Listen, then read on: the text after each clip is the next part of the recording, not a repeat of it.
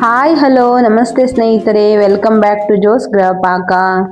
ಇವತ್ತು ನಾನು ಗೋಧಿ ಹಿಟ್ಟಿನಿಂದ ಒಂದು ರುಚಿಯಾದ ಗರಿಗರಿಯಾದ ಸ್ನ್ಯಾಕ್ಸ್ ಮಾಡೋದನ್ನು ಹೇಗೆ ಅಂತ ತೋರಿಸ್ಕೊಡ್ತಾ ಇದ್ದೀನಿ. ಇದನ್ನು ನಾವು ಡಬ್ಬದಲ್ಲಿ ಹಾಕಿ 1 ತಿಂಗಳುಗಳ ಕಾಲ ಕೂಡ ಶೇಖರಿಸಿ ಇಡ್ಬೋದು. ಬನ್ನಿ ಹಾಗಿದ್ರೆ ಹೇಗೆ ಮಾಡೋದು ಅಂತ ನೋಡೋಣ. ಮೊದಲಿಗೆ ನಾನಿಲ್ಲಿ 2.5 ಬೌಲ್ ಆಗುವಷ್ಟು ಗೋಧಿ ಹಿಟ್ಟನ್ನು ತಗೊಂಡು ಅದನ್ನು ಜರಡಿ ಇಟ್ಕೊತಾ ಇದ್ದೀನಿ.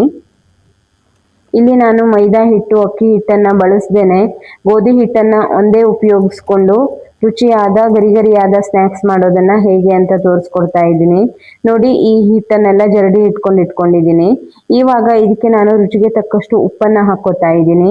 ಹಾಗೆಯೇ ಖಾರಕ್ಕೆ ತಕ್ಕಷ್ಟು ಹಸಿಮೆಣಸಿನ ಪುಡಿಯನ್ನು ಹಾಕ್ಕೊಂಡಿದ್ದೀನಿ. ಹಾಗೆಯೇ 1 ಚಮಚ ಆಗುವಷ್ಟು ಜೀರಿಗೆ, 1 ಚಮಚ ಆಗುವಷ್ಟು ಬಿಳಿ ಎಳ್ಳನ್ನು ಹಾಕ್ಕೊಂಡು ಪರಿಮಳಕ್ಕೆ ಸ್ವಲ್ಪ ಇಂಗನ್ನು ಹಾಕ್ಕೋತಾ ಇದ್ದೀನಿ. ನಿಮಗೆ ಇಲ್ಲಿ ಇಂಗು ಬೇಡ ಅಂದರೆ ನೀವು ಸ್ಕಿಪ್ ಕೂಡ ಮಾಡ್ಕೋಬಹುದು. ನೋಡಿ, ಇವಾಗ ಒಂದ್ಸಲ ಇದನ್ನು ಈ ಥರ ಚೆನ್ನಾಗಿ ಮಿಕ್ಸ್ ಮಾಡ್ಕೋತಾ ಇದ್ದೀನಿ. ನಂತರದಲ್ಲಿ ಈ ಸ್ನ್ಯಾಕ್ಸ್ ಗರಿಗರಿಯಾಗಿ ಬರೋಕ್ಕೆ ಇದಕ್ಕೆ ನಾನು ಒಂದು 3 ರಿಂದ 4 ಚಮಚ ಆಗುವಷ್ಟು ಕರಗಿಸಿರುವಂತಹ ಬೆಣ್ಣೆಯನ್ನು ಹಾಕ್ಕೊಂಡಿದ್ದೀನಿ. ಇಲ್ಲಿ ನೀವು ಬೆಣ್ಣೆಯ ಬದಲಾಗಿ ಎಣ್ಣೆಯನ್ನು ಕೂಡ ಬಿಸಿ ಮಾಡಿ ಹಾಕ್ಕೋಬಹುದು. ನೋಡಿ, ಈ ರೀತಿಯಾಗಿ ಒಂದ್ಸಲ ಚೆನ್ನಾಗಿ ಮಿಕ್ಸ್ ಮಾಡಿಕೊಂಡು ಕೈಯಲ್ಲಿ ಇದನ್ನು ಚೆನ್ನಾಗಿ ಈ ರೀತಿಯಾಗಿ ಕಲಿಸ್ಕೋಬೇಕು. ನೋಡಿ, ಈ ರೀತಿಯಾಗಿ ಗೋಧಿ ಹಿಟ್ಟನ್ನು ಕೈಯಲ್ಲಿ ಮುಷ್ಟಿ ಕಟ್ಟಿದ್ರೆ ಅದು ಉಂಡೆ ರೀತಿ ಆಗಬೇಕು. ಆವಾಗ ಮಾತ್ರ ಇದು ಕ್ರಿಸ್ಪಿಯಾಗಿ ಬರುತ್ತೆ. ನಂತರದಲ್ಲಿ ಎಷ್ಟು ಬೇಕು ಅಷ್ಟು ನೀರನ್ನು ಹಾಕ್ಕೊಂಡು ಈ ರೀತಿಯಾಗಿ ಇದನ್ನು ನಾದಿ ಕಲಿಸ್ಕೋಬೇಕು. ತುಂಬ ಜಾಸ್ತಿ ನೀರನ್ನು ಹಾಕಿ ತೆಳ್ಳಗೆ ಕಲಿಸ್ಕೋಬಾರ್ದು. ಚಪಾತಿ ಹಿಟ್ಟಿನ ಹದಕ್ಕಿಂತ ಸ್ವಲ್ಪ ಗಟ್ಟಿಯಾಗಿ ಇದನ್ನು ಕಲಿಸ್ಕೋಬೇಕಾಗತ್ತೆ. ನೋಡಿ, ಈ ರೀತಿಯಾಗಿ ಇದನ್ನು ಕಲಸಿ ಇಟ್ಕೋಬೇಕು. ಈ ಸ್ನ್ಯಾಕ್ಸನ್ನು ಮಾಡೋಕ್ಕೆ ನೀವು ಗೋಧಿ ಹಿಟ್ಟನ್ನು ನೆನೆಸಿಡಬೇಕಾದ ಅವಶ್ಯಕತೆ ಇಲ್ಲ. ಇದನ್ನು ಕಲಸಿದ ತಕ್ಷಣಕ್ಕೆ ಇದನ್ನು ಮಾಡ್ಕೋಬಹುದು.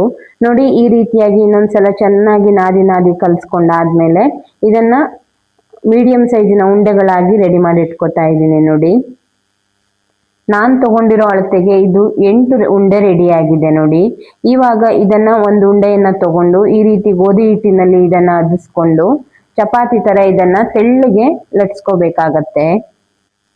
ಚಪಾತಿ ಮಣೆಗೆ ಅಂಟ್ಕೊಳ್ದಿರೋ ಹಾಗೆ ಸ್ವಲ್ಪ ಹಿಟ್ಟನ್ನು ಹಾಕ್ಕೊಂಡು ತೆಳ್ಳಗೆ ಇದನ್ನು ಈ ರೀತಿಯಾಗಿ ಒತ್ಕೋಬೇಕು. ನೋಡಿ, ನಂತರದಲ್ಲಿ ನಿಮಗೆ ಯಾವ ಸೈಜಲ್ಲಿ ಬೇಕು ಅಂತ ನೋಡಿಕೊಂಡು ಒಂದು ಡಬ್ಬವನ್ನು ತಗೊಂಡು ಈ ರೀತಿಯಾಗಿ ಇದನ್ನು ಕಟ್ ಮಾಡ್ಕೋಬೇಕಾಗತ್ತೆ.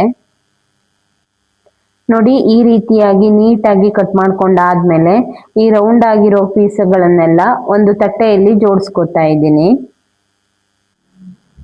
ನೋಡಿ, ಈ ರೀತಿಯಾಗಿ ರೌಂಡ್ ಶೇಪಲ್ಲಿ ಇರೋದನ್ನೆಲ್ಲ ತೆಕ್ಕೊಂಡಾದ್ಮೇಲೆ ಉಳಿದಿರುವ ಹಿಟ್ಟಿನಿಂದನೂ ಕೂಡ ಇದೇ ರೀತಿಯಾಗಿ ಮತ್ತೆ ಮಾಡ್ಕೋಬೇಕಾಗತ್ತೆ. ನೋಡಿ, ಈ ರೀತಿಯಾಗಿ 1 ರಿಂದ 3 ಉಂಡೆನ ಚೆನ್ನಾಗಿ ಒತ್ಕೊಂಡು ಈ ರೀತಿಯಾಗಿ ಕಟ್ ಮಾಡಿಕೊಂಡು ನಾನು ಒಂದು ತಟ್ಟೆಯಲ್ಲಿ ಜೋಡಿಸಿ ಇಟ್ಕೊಂಡಿದ್ದೀನಿ. ಈ ಕಡೆ ಎಣ್ಣೆ ಕೂಡ ಕಾಯಕ್ಕಿಟ್ಟಿದ್ದೆ, ಅದು ಕೂಡ ಹದವಾಗಿ ಕಾದಿದೆ. ಕಾದಿರುವಂತಹ ಎಣ್ಣೆಗೆ ಒಂದೊಂದಾಗಿ ಹಾಕಿ ಮೀಡಿಯಂ ಉರಿಯಲ್ಲಿ ಇಟ್ಕೊಂಡು ಇದನ್ನು ಗರಿಗರಿಯಾಗೋವರೆಗೂ ಕರ್ಕೋಬೇಕು. ಇದನ್ನು ಕರ್ಕೋಬೇಕಾದ್ರೆ ತುಂಬ ಜಾಸ್ತಿ ಉರಿಯನ್ನು ಇಟ್ಕೊಂಡು ಕರಿಬಾರ್ದು. ಮೀಡಿಯಂ ಉರಿಯಲ್ಲಿ ಇಟ್ಕೊಂಡು ನಿಧಾನಕ್ಕೆ ಇದನ್ನು ಗರಿಗರಿಯಾಗೋವರೆಗೂ ಕರ್ಕೋಬೇಕಾಗತ್ತೆ.